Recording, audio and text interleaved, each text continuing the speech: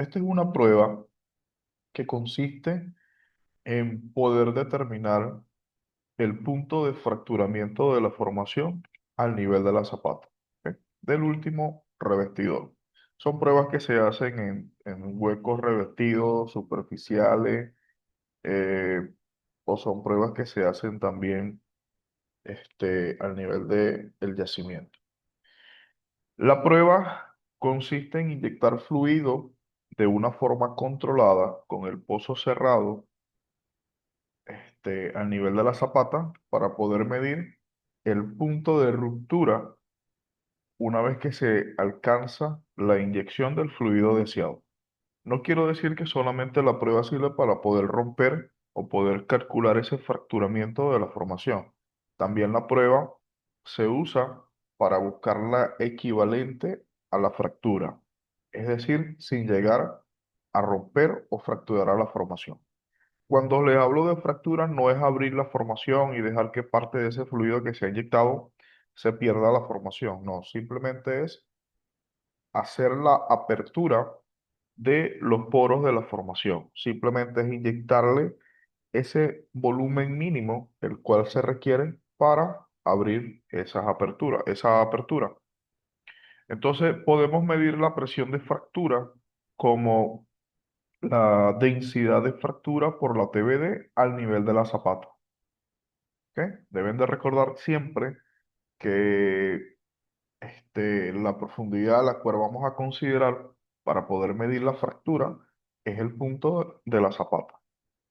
Entonces, eso multiplicado por 0,052, el concepto de presión de poros, el concepto de presión hidrostática en términos estáticos, es prácticamente el mismo. ¿Ok? La diferencia es que en presión de poro vamos a hablar sobre densidad de poro, presión de hidrostática, vamos a hablar sobre densidad del fluido e incluso el concepto es aplicado a la presión hidrostática del fluido invasor y por ende vamos a hablar sobre la densidad del gas. En este caso tratamos de hablar lo mismo, es el mismo concepto. La presión de fractura relaciona a la densidad de fractura correspondiente a la formación, en este caso por la TBD. No sé si han visto, les voy a hacer un dibujo acá, y no sé si han visto que las ventanas de perforaciones se grafican de esta manera. Claro, yo se las mostré hace días. Siendo esta la presión de poro, siendo esta la presión de fractura y siendo esta la presión hidrostática. Lo que les quiero mostrar es que las presiones que corresponden o que desarrollan a la ventana de perforaciones tienen comportamientos lineales. ¿Ok?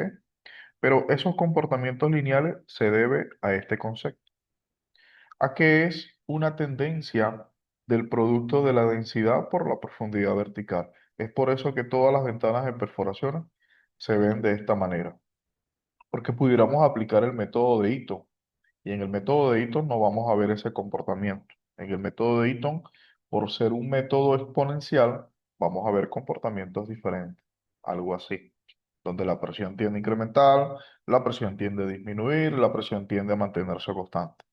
Acá no, acá simplemente el concepto dice que a medida que profundizamos, la presión tiende a incrementar y es válido.